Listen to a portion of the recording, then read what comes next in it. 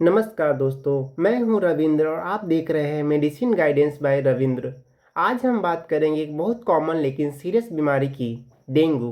दोस्तों, हर साल डेंगू बरसात के मौसम में लाखों लोग इस बीमारी से प्रभावित होते हैं। कई बार बुखार इतना खतरनाक हो जाता है कि हॉस्पिटल में भर्ती होना पड़ जाता है। तो आज हम इस वीडियो में जानेंगे डेंगू है क्या, इसका लक्षण क्या है, इसका होने का कारण क्या है, जांच क्या है, इलाज क्या है और प्रिवेंशन क्या है। इस वीडियो में आप अंत तक ज़रूर बने रहें ताकि हम आखिरी में ये बताऊंगा डॉक्टर के प्रिस्क्रिप्शन और मेडिसिन ट्रीटमेंट के बारे में, जो हर मेडिकल स्टूडेंट और जनरल पब्लिक के लिए बहुत ही उपयोगी होगा।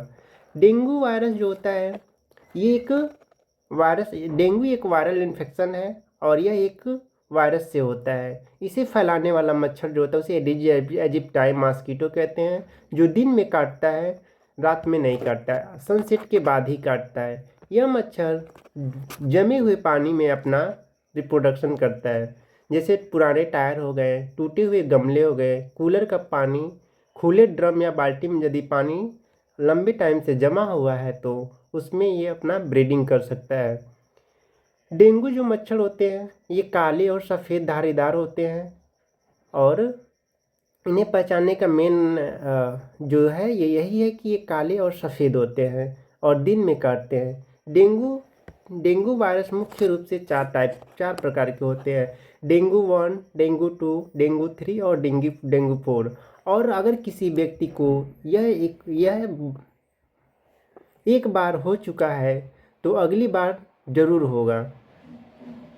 जब एडीज मच्छर किसी इन्फेक्टेड व्यक्ति को काटता है और फिर किसी दूसरे व्यक्ति को काटता है तो वायरस फैलता है। यह ह्यूमन टू ह्यूमन सीधे नहीं फैलता है, इसमें मच्छर वाहक का काम करता है।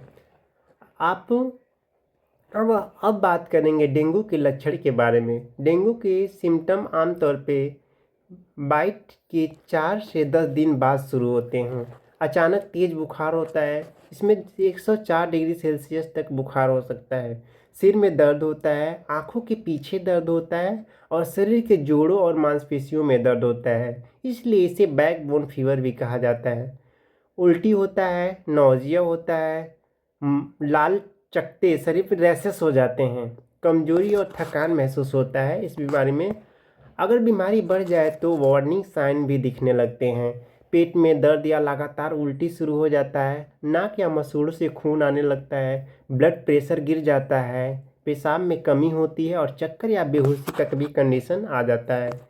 यदि ये लक्षण आपको दिखते हैं तो आप अपने नज़दीकी डॉक्टर से ज़रूर दिखाएं और इसमें लापरवाही ना दिखाएं। डेंगू, अब हम बात करेंगे कि डेंगू के डायग्नोसिस के लिए हमने कौन कौन सा टेस्ट कर सकते हैं। पहला टेस्ट होता है सीबीसी। इसमें प्लेटलेट्स काउंट और डब्ल्यूबीसी के चेक किया जाता है। यदि प्लेटलेट्स काउंट मतलब 1.5 लाख से नीचे आता है तो डेंगू की संभावना बढ़ जाती है। दूसरा जो टेस्ट होता है NS1 एंटीजन टेस्ट। फीवर के पहले 5 दिन में ये टेस्ट किया जाता है। अगर पॉजिटिव आता है तो ये कंफर्म करता है कि डेंगू इन्फेक्शन है। तीसरा टेस्ट जो होता है इम्यूनोग्लोबिन एम और इम्यूनोग्लोबिन जी एंटीबॉडी होता है। 5वें दिन के बाद एंटीबॉडीज डिटेक्ट की जाती है। यदि हमारे बॉडी में ये एंटीबॉडी डिटेक्ट होते हैं तो हम ये इंश्योर कर लेते हैं कि डेंगू इन्फेक्शन पेशेंट को है। अब हम बात करेंगे इसके ट्रीटमेंट के बारे में। तो दोस्तों ध्यान दें, डेंगू का कोई स्पेसिफिक मेडिसिन नहीं होता है। इसका मुख्य रूप से सिम्टमेटिक और सप्रेसिव, जैसे सिम्टम देखकर उसका इलाज करते हैं या फिर उसको सिम्टम को सप्रेस करने के लिए इसको मेडिसिन को चलाया जाता है। पहला जो ट्रीटमेंट के लिए हम लोग पहला चीज़ करते हैं, फीवर मैनेजमेंट बहुत ज़रूरत है, क्योंकि इसमें 104 degree Celsius 104 degree Fahrenheit temperature चला जाता है। तो इसको मैनेजमेंट करने के लिए पैरासीटामॉल का 650 mg या फिर 500 mg का हर 6 घंटे में दिया जाता है, मतलब दिन में 3 बार दे सकते हैं। और एस्पिरिन और इबुप्रोफिन को अवॉइड किया जाता है क्योंकि ब्लीडिंग बढ़ने की चांसेस हो जाती हैं। इसको हाइड्रेशन के लिए अधिकतर देखा जाता है कि डेंगू के केस में पेशेंट के अंदर डिहाइड्रेशन का कंडीशन ज़्यादा हो जाता है, तो इसलिए उसको पेशेंट को भरपूर पानी पानी पीने की सलाह दिया जाता है और ORS ज़रूर दें। नारियल पानी भी पिलाया जाता है, दाल का पानी पिलाया जाता है। और सीवियर डेंगू यदि यदि किसी पेशेंट को सीवियर डेंगू हो गया है तो उसे IV फ्लूइड भी दिए जाते हैं। अब हम बात करेंगे तीसरी पॉइंट प्लेटलेट्स मॉनिटरिंग। अगर प्लेटलेट्स 1 लाख से नीचे जाए तो मॉनिटरिंग बहुत ज़रूरी होता है, लेकिन प्लेटलेट ट्रांसफ्यूजन तभी किया जाता है जब ब्लीडिंग हो या काउंट बहुत कम हो जाता है। लगभग 20,000 से कम का प्लेटलेट्स काउंट बॉडी में होता है, तब हमें प्लेटलेट्स ट्रांसफ्यूजन करना पड़ता है। शरीर को पूरा आराम दें। चौथा पॉइंट यह है कि आराम बहुत ज़रूरी होता है, शरीर को पूरा आराम दें। हैवी फिजिकल एक्टिविटी से बचने दें।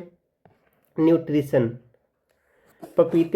में पपीते का पत्ता, गिलोय और हाइड्रेशन से प्लेटलेट्स रिकवरी में मदद मिलती है, लेकिन इन्हें डॉक्टर कंसल्टेशन के साथ ही लें।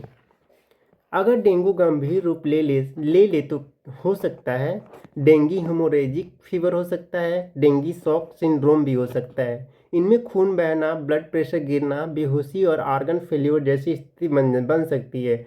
ऐसे मामले में हॉस्पिटल में एडमिशन ज़रूरी होता है।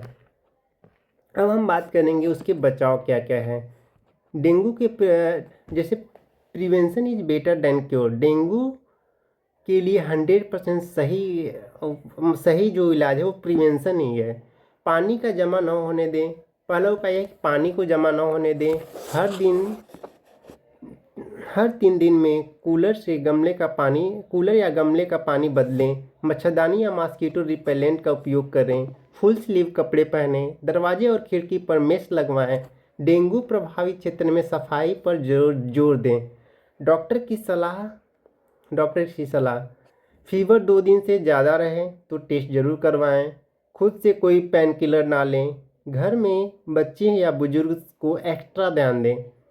पॉजिटिव आने पर पैनिक न हो। सही समय पर डेंगू का इलाज पूरी तरह ठीक हो सकता है। यह वीडियो केवल शैक्षणिक उद्देश्य के लिए है। किसी भी दवा को लेने से पहले अपने डॉक्टर की सलाह अवश्य लें। Channel medicine guidance bye Ravindra किसी भी सेल्फ मेडिकेशन को प्रमोट नहीं करता है। धन्यवाद दोस्तों। अगर आपको वीडियो पसंद आया हो तो लाइक करें, शेयर करें और सब्सक्राइब करें medicine guidance bye Ravindra channel को, ताकि ऐसे ही हेल्थ एजुकेशनल वीडियो आप तक पहुंचती रहे। बहुत बहुत धन्यवाद।